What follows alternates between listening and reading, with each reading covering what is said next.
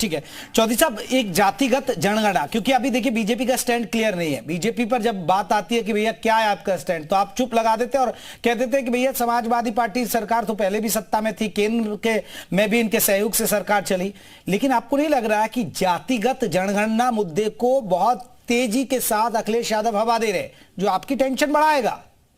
देखिए, अखिलेश यादव की सारी राजनीति केवल जाति पर आधारित है। वो जाति की राजनीति करते हैं और चुपचाप जाति की राजनीति करते करते परिवार की राजनीति होकर सारा का सारा लाभ अपने घर पर ले आते हैं। ये उत्तर प्रदेश की जनता ने बहुत शिद्दत के साथ महसूस किया है। अभी अगर आजमगढ़ में उनको चुनाव लड़ाना होता है तो वो अपने भाई को लड़ाते हैं, और मैनपुरी में लड़ाना होता है तो अपनी पत्नी को लड़ाते हैं। पिछड़े का मतलब केवल और केवल जो सैफई का जो उनका कुनबा है वो है। इसलिए सारे पिछड़े जान गए हैं कि ये बात तो करते हैं पिछड़ों की, लेकिन जोशी साहब इस बात का तो जवाब देना पड़ेगा। और जब जातिगत जनगणना की आप बात करते हैं, जिस तरह अभी इन्होंने जिक्र कर दिया, आजमगढ़ में देखिए आप अपने भाई को लड़ाएंगे, और अगर मैनपुरी में होगा तो आप डिंपल यादव को चुनाव लड़ाएंगे। और सर जातिगत जनगणना की आप बात करते हैं, क्या सरकार में आप नहीं रहे, मुलायम सरकार नहीं रही, क्या अखिलेश यादव मुख्यमंत्री नहीं रहे, और केंद्र में सर 10 साल आपके सहयोग से सरकार चली है। देखिए, मैं कहना चाहता हूँ परिवारवाद की तो इतनी लंबी लिस्ट है भारतीय जनता पार्टी में, अगर मैं बोलने लगूंगा तो मेरे ख्याल से सुबह से शाम हो जाएगी।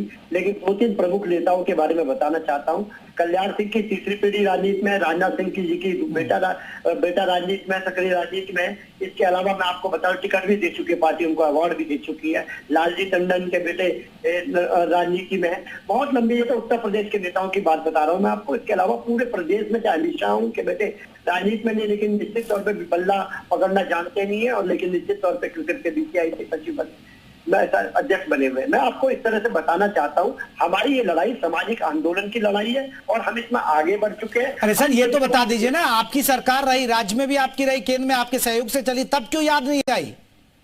मैं उसी का जवाब आपको देना चाहता हूँ। उस पर गंभीरता से चिंतन मनन करा था। माननीय अखिलेश यादव जी ने खुद भी बताने का काम करा कि उस समय जो बड़े नेता थे, जब कांग्रेस की सरकार थी, उस समय भी समाजवादी पार्टी ने प्रयास करा। निश्चित तौर पे अब हमने अपने मैनिफेस्टो में लिखने का काम करा इसको, लेकिन उत्तर प्रदेश का जो जनादेश था वो हमारे को नहीं मिला। लेकिन हमने कह दिया कि जब भी हमारी सरकार आएगी, हमारे मैनिफेस्टो का मुख्य बिंदु ये होगा, क्योंकि हम इसको सामाजिक न्याय की लड़ाई मानते हैं, और इस पर हम लोगों ने एक आंदोलन खड़ा कर दिया है। जमीन पे हमारी संगोष्ठियां ब्लॉक स्तर पे प्रारंभ हो गई है। हम इसे जन आंदोलन बनाने के माननीय अखिलेश यादव जी के नेतृत्व में इसमें काम कर रहे हैं। साहब जन आंदोलन बनने जा रहा है, ये देख लीजिए। देखिए, जन आंदोलन किस लिए बनने जा रहा है? विकास के लिए कोई आंदोलन नहीं है, आगे बढ़ने के लिए कोई आंदोलन नहीं है, समस्या के समाधान के लिए कोई आंदोलन नहीं है। आंदोलन है जाति के आवरण को बनाए रखने के लिए, अंग्रेजों के कानून के पुनर्वापसी का। तो मुझे लगता है ये विकास का विरोधी है, और विकास के लिए बात होनी चाहिए। राजनीति केवल समस्या के समाधान के लिए होनी चाहिए, प्रदेश के विकास के लिए होनी चाहिए, लोगों की कठिनाइयों के निराकरण के लिए होनी चाहिए, भविष्य के आगे बढ़ने के लिए होना चाहिए।